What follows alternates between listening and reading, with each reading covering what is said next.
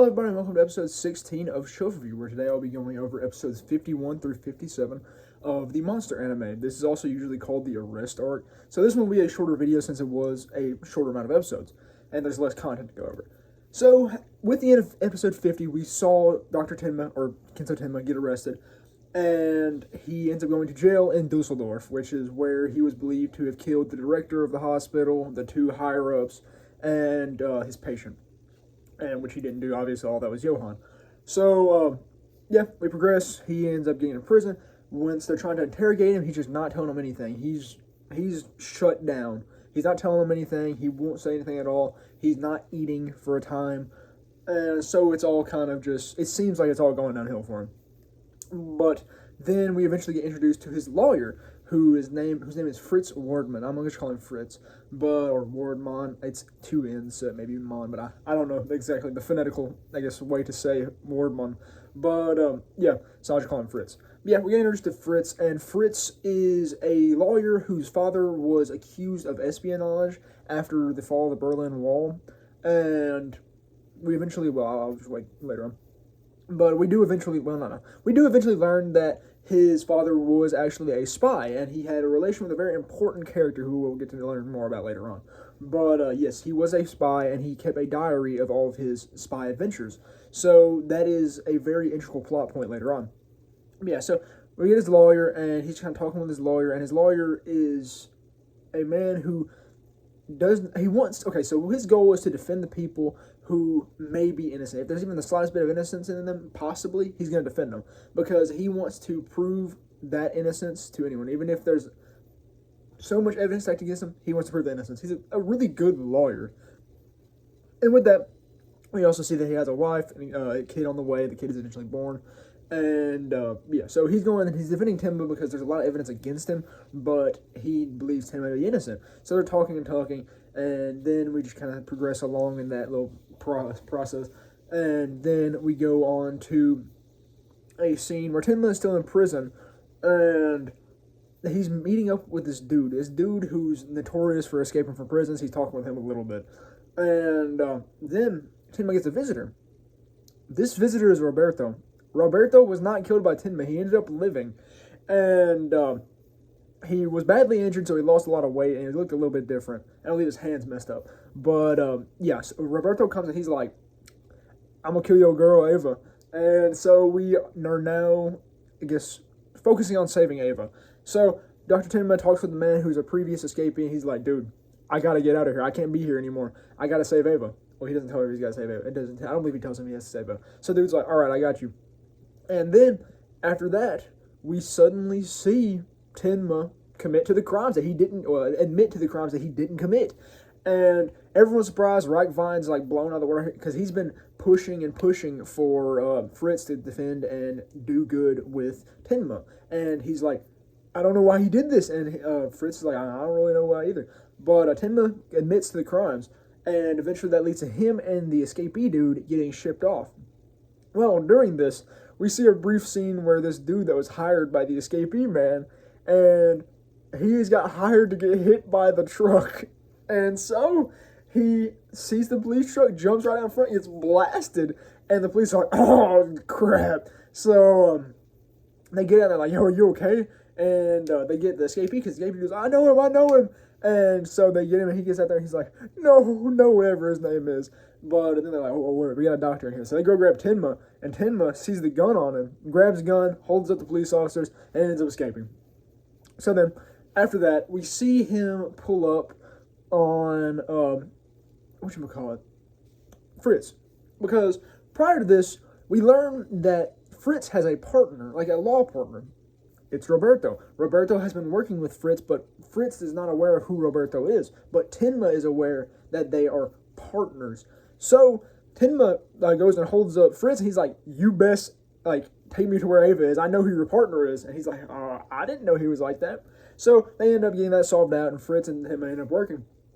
And eventually, they go and come to the conclusion that Fritz's dad was really a spy. And they're like, okay, I've come to terms with that now. We need to go and find his old journal because we believe Roberto is looking for it. do to get information about a certain individual. So they go and get it, and they find it, and they learn more about Franz Bonaparte, because it is revealed that Franz Bonaparte was actually good friends with Fritz's dad, and they had met multiple times at the Red Rose Mansion, and so that leads them to the Red Rose Mansion eventually. But we then go and shift over to Nina's viewpoint. Well, they don't ever end up fully going to the Red Rose Mansion. I don't believe so. But they're parked outside of it. Yeah, they end up being parked outside of it. They get sent off on this place where, like, there's a weather vane and something like that. But yeah, so then after that they progress along, and we are shifted over to a viewpoint of Nina and Dieter, and they don't do much in this, but we do see Nina go back, and well, she doesn't go back. She actually meets with this person, and his name is Sipsky, something like that.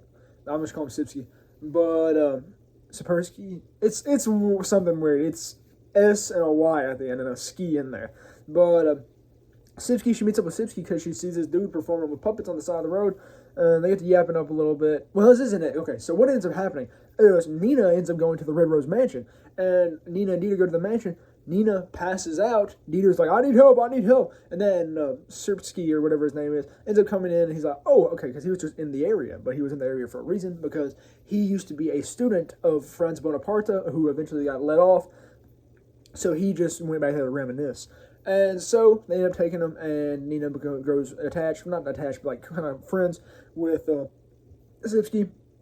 And then after that, they progress along, and then eventually they go back to the Red Rose Mansion and kind of look around, and they're talking about, and then they back at his apartment, they're talking about Franz Bonaparte's books, and that's when Sipsky reveals that he was a previous student. Nina's reading, and she's like, oh. But yeah, then eventually we shift to Johann, and he's dressed as Nina, of course, and he pulls up the Red Rose Mansion, and he's like, I'm gonna burn this place down, because he's talking to the painting of his mother that was above, like, the fireplace. And so he ends up lighting a match, pouring kerosene everywhere, and lighting it ablaze. And the police pull up a while after, and they deduce that it was likely arson, but that's about it. But then in the last part of episode 57, we see Lunge pull up. Now, Lunge hasn't ever been in this arc at all, besides, well, at the beginning, we kind of see, okay, I forgot to mention this, yeah. So, Lunge's character is kind of confusing me right now, because when Tenma is first arrested, Lunge pulls up, but he's just disinterested. He doesn't care. Like, he doesn't display a sense of accomplishment, really.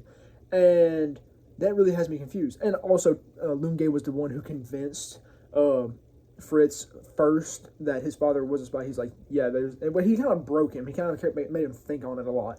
He just kind of came to talk to him about Franz Bonaparte, because he knew through deduction that his spy father and Franz Bonaparte had a connection. So they get to that yapping about that.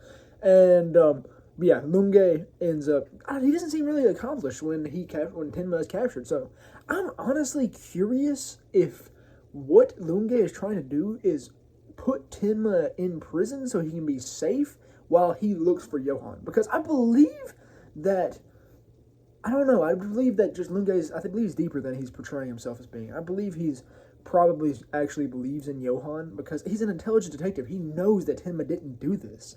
So I really think he might actually believe in the real Johann now, because he just didn't seem accomplished. Like, he didn't seem he'd gotten his final goal. So I think Tenma wasn't his final goal. But I just might be stupid on that. That's just game 3. But, yeah, so Lunge pulls up, and he pulls to Sipsky's house, or whatever his name was, and he's like, I need to talk with you. Franz Bonaparte was your father.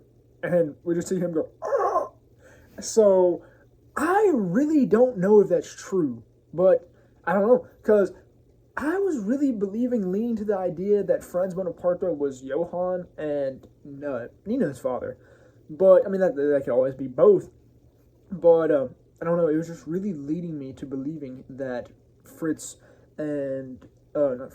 Nina and Johann were the children of Franz Bonaparte, because, I mean, there's so much connection to their life and his books and their mother and Franz Bonaparte, so it just really seems like there's too much intertwining for there to not be nothing there.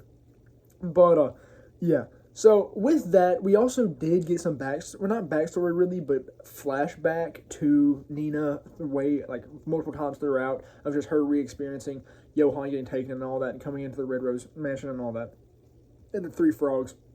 But then we also get a kind of a more complete flashback to when Johan and Nina, the night where the I believe the actual Lieberts were killed, the East German refugees, and like a higher government official. But yeah, they were killed by Johan, and when they were children, and we see the scene where Anna and Johan are talking, and Johan like, shoot me in the head, because even if you kill me, I am you and you are me, which further establishes my theory about them being a stand-in for the monsters in the monster story about the nameless monster. So I really do think that the good monster is going to get killed by the bad monster, as happens at the end of the story. So I believe that Johan is going to kill Nina. I still believe that thoroughly. And like, that theory is still held up, and it just keeps getting bumped. So I think that Nina is going to end up dying by the end of the series, and that Johan's going to be the one who did it. So, but yeah, that's all I really have for episode 16 of Shelf Review over episode 51 through 57 of Monsters. So, yeah, that's about it.